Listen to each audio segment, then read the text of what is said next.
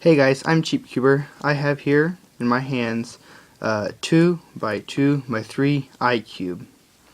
This iCube is made from a 2x2x4. As you can see here, this cube is from Rubik, as you can see, a Rubik's cube.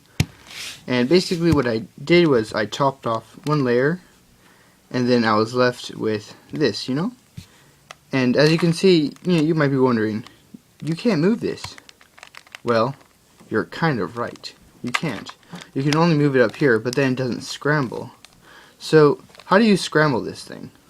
Well, what you have to do is you have to, do a T permutation. So I'll do one here quick. This is a T permutation that's used for cuboids. I like to do it on this one so I don't get messed up. Okay, so those two got switched and those two got switched. Okay, so if you do the T again, it would just, go back to normal. But if you move this top layer like this, like that, and then you do the T again, you will notice something interesting. Okay, so now this is solved, but the top layer is not solved. Right now you have a T permutation. See, those two need to be switched. And the only way to switch them is if you do a T down here, and then you move this accordingly to the place where you need to move it, and then do the T again. So you have to do two T's to do this top T. Two T's and then also moving this top layer. And so I'll show you how you do it. Basically, if you have these two T's, all you have to do is put it here so that the bar is on the opposite side, on the back side. Do the T.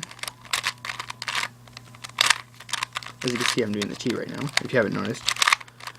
Okay, and then you put the these two bars right on top of each other. So this is messed up, and these two are here. You do the T once more, and as you can see, it's now solved. You can also make a Y on top. I'll do that one real quick. All you have to do this time is do U2.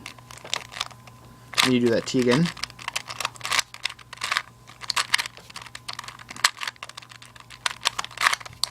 And now you have a Y on top. So you can see this one has been switched with this one. This is I find it really fun. I find this cube really, really fun because most people won't know how to solve it. Most cubers really don't know how to do it. They'll see this scrambled and they'll be like, I can't move it. You probably switched the pieces, but no, I didn't switch the pieces. I just used logic and algorithms. This cube is just a smaller version of Calvin's 3x3x4 iCube. It's basically the same idea, but this one's way easier. Oh, by the way, this can also shapeshift.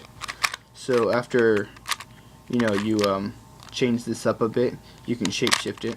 So here I'm shapeshifting it. Oops, I hit the camera. Then of course you can just solve it. I'll solve the blue first. By the way, this is a hand mod that I made. Of course it's not that good because I'm kind of new to modding, so I'm not really the best. Far from it. Okay, I'll do it. Let's see. No, I'm gonna do that.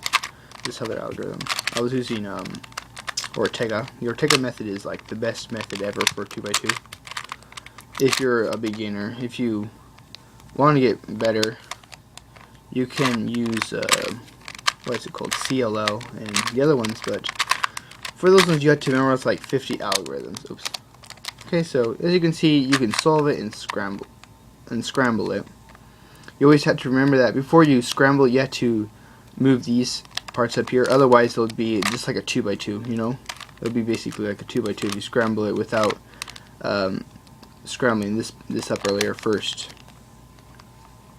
Anyways, I'll show you a little bit more of the details of what I did. As you can see, I didn't really cut it down all the way because I didn't want to ruin the puzzle. See, as you can see, I could cut down a little bit more, but I didn't. But doesn't matter. If you liked this video, give it a like, and if you want to see more videos about these awesome cubes, subscribe.